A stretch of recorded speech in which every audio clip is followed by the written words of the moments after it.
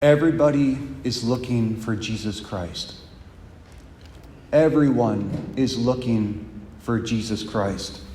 Question is, why do so few people in our times seem to find him? A woman, she recently came up to me after one of my homilies, and she was quite upset.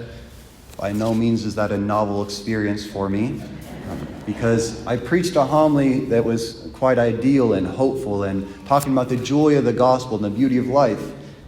And she came to me in a state of great suffering, a lot of self-hatred, self-loathing, depression, alcoholism. And she says, I know who I am.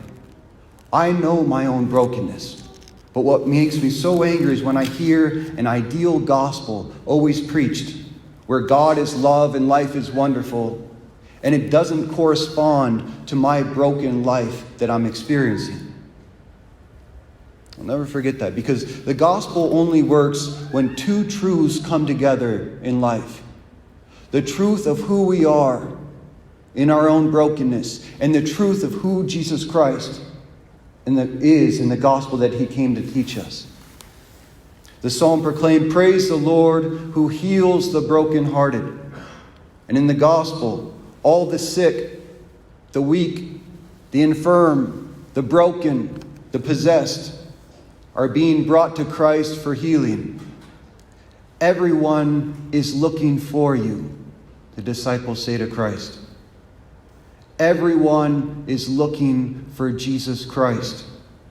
But the reason so few find him is because Christ is only found in truth, in reality.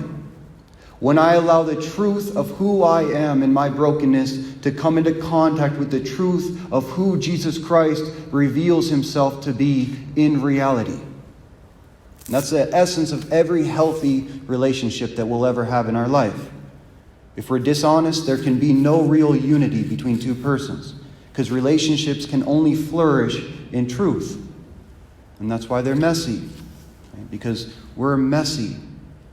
And to fall in love with anyone is to invite them into your mess. And if you find that you have so much mess within you that you'd be afraid to bring anybody into that, that's when you consider the priesthood, right? That's a joke. And one of my favorite movies is Good Will Hunting. And I have to be really careful about what movies I reference, because one time I talked about this movie, and the next week I talked about it in a homily, and the next week kind of a holy roller woman in our parish came up to me, one of those ladies who spends like 10 hours of adoration a week, praying all rosaries every day. And she goes, "Father Nathan, I watched Good Will Hunting, and I didn't understand why you recommend it." I was like, "No, don't ever watch movies I talk about, okay? Just take the lessons that I give you from them." But this is a really good movie. It just has a lot, it expresses it in some colorful language a lot of the time.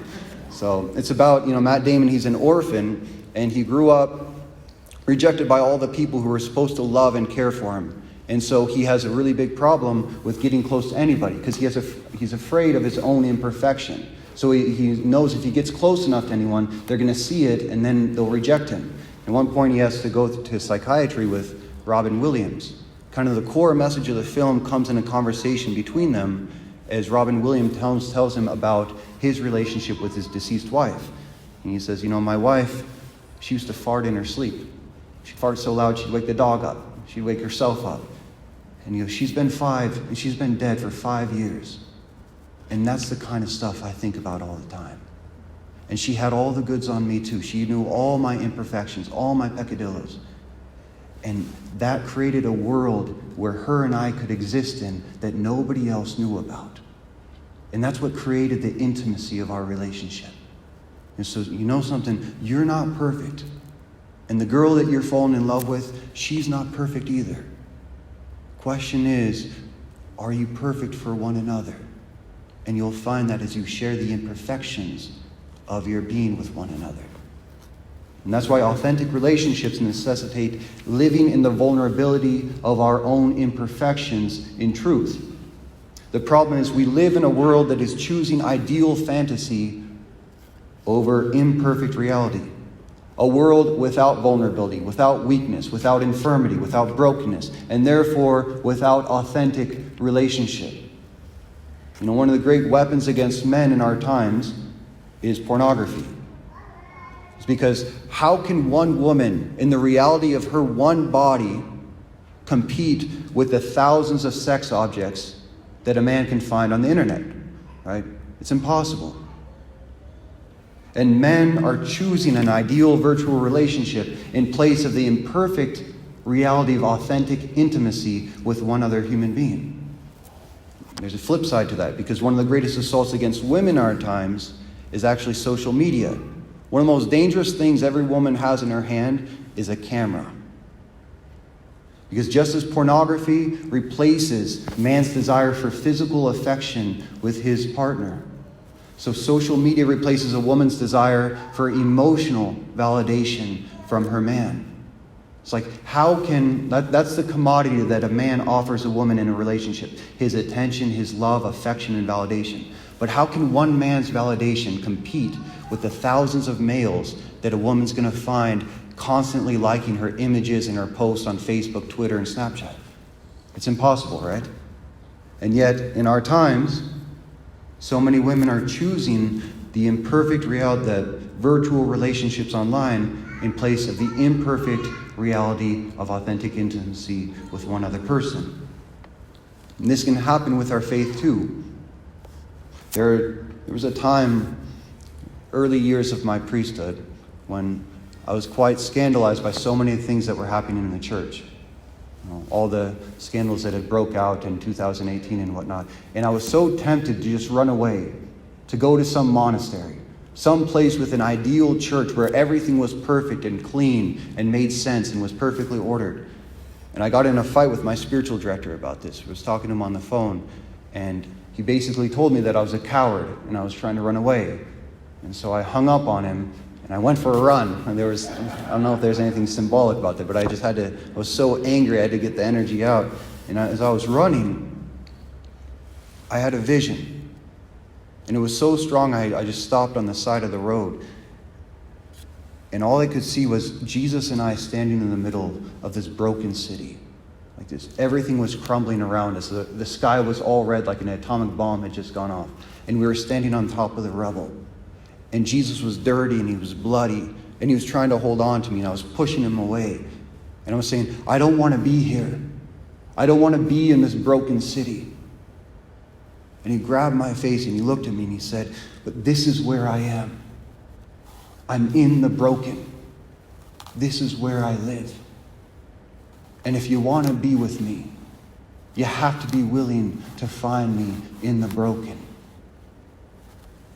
I wanted to find Christ in an ideal fantasy church far away, but he refused. He would only be found in the broken rubble of our reality. So everyone is looking for Jesus Christ, but we can only find him in truth of our broken reality, in the truth of our broken church, and in the truth of our own broken selves. And when we're willing to do that, that's when that encounter can actually take place, and his power can be made perfect in our weakness. And you think about it, that's exactly what happens every single time we go to confession. I recognize the truth of my insufficiency, the truth of where I'm falling short, the truth of my broken. And I go into the light of God's truth, of who I'm called to be. And because I enter into that honesty, his mercy is able to find me and little by little recreate me by his touch. But that can only happen in truth. And this is part of the reason, though, why the gospel is losing its power in our times to call people to Jesus Christ. Because as a church, we've become afraid to preach the truth of Jesus Christ in its fullness, as if it were something that we should be ashamed of, as if a doctor should be ashamed of the very medicine he brings to cure the sick. What has gone hand in hand with our denial of our own brokenness as humans has been a denial of Christ's own self-revelation of who he is and the doctrine he came to teach us, turning hard truths into wishful thinking and mere fantasy. That's what that woman was angry at me about, and she had good reason. The gospel only works to save when it is manifested in all its truth. the truth of Christ's revelation. And when we experience that truth for ourselves, that healing in ourselves, then we can truly take it out as a light into the darkness of this world, as something we've tasted and experienced, and that we can offer to others to themselves encounter that healing. To say with conviction, the conviction of love and the conviction for the salvation of souls, that the answer to same-sex attraction is not to follow the attraction. It's to encounter Jesus Christ in the truth of His saving word and to be transformed by it. That the answer to the difficulties of marriage is not divorce. It's to encounter Jesus Christ in the truth of His saving word and to be transformed by it. That the answer to the loss of faith in our modern world is not relativism or wishful hope that all men might be saved. It's to encounter Jesus Christ in the truth of His saving word and to allow ourselves to be transformed by it. That the answer to racism, poverty, and gender inequality is not an egalitarian, socialist, Marxist ideology. It's to encounter Jesus Christ in the truth of His saving word and allow ourselves to be transformed by it. And that's our calling as Catholics. Because we can never give what we ourselves have not experienced, what we ourselves do not possess. And if we have not possessed the saving power of His word, of His being in our own selves, how in the world are we ever going to bring that message to those who are truly seeking Jesus Christ? How can we bring that conviction forth if we ourselves have not received it? That's why we don't speak with authority anymore, as if the faith has just become a facade. If you haven't experienced it in the depths of your being, you can never share it from the depths of your being to those who are longing for Him from the depths of their being. That's why one movie I would recommend everyone see is what we watched just before this, A Hidden Life. It's based upon the testimony of Blessed Franz Jagastari. He was just named a blessed by Pope Benedict. And he refused to swear loyalty to Hitler, even when his entire village, every other Catholic in his village, every priest and bishop went along with Hitler in his village, and yet he refused. And at one point, there's my favorite scene from the movie. He's having a moment of crisis, trying to decide, is it worth the sacrifice of remaining in the truth when he has so much to lose and nobody else seems to be going with him? With his wife and 3 children he'll leave behind if he doesn't. And he's in this church with this man who paints all the images of Christ and the saints all around their local church. And this is what the painter said to him. I paint the tombs of the prophets. I help people look up from those pews and dream. They look up and they imagine that if they had lived back in Christ's time, they wouldn't have done what the others did. In reality, they would have murdered those whom they now adore. What we do in our faith is just create sympathy. We create admirers. We don't create followers. Christ's life is a demand. We don't want to be reminded of it, so we don't have to see what happens to the truth. You want to know what happens to the truth on this side of paradise, you look at a crucifix. The day Christ went to his death when he stood before Pilate. For this I was born, and for this I came into the world, to testify to the truth. Everyone who belongs to the truth listens to my voice. To be a follower of Jesus Christ, not a mere admirer, is to embody the truth that he came to reveal in our own lives. And that's the drama of our existence. That's the drama of our salvation. To embody the truth of Christ in our own flesh, in everything we do, in everything we say. To paint the true image of Christ's gospel in our life. Not a fantasy, not an ideal, the reality. In all its beauty, in all its terror. And you will know it by its seriousness. Everyone is looking for Jesus Christ. But we can only find him when we seek him in truth, in the dirty, chaotic, imperfect, broken reality of life. That's where he comes to save us. And that's why in every single Mass we come to, he continues to join us. Not in ideal, not in symbol, not in the fantasy of his presence, but in the reality of his sacrifice, his body given up and his blood poured forth. And if we're willing to encounter him here in the truth of his presence, in the truth of who we are at this moment, in all the good and in all the broken, that's where the relationship is born. That's where the encounter takes place.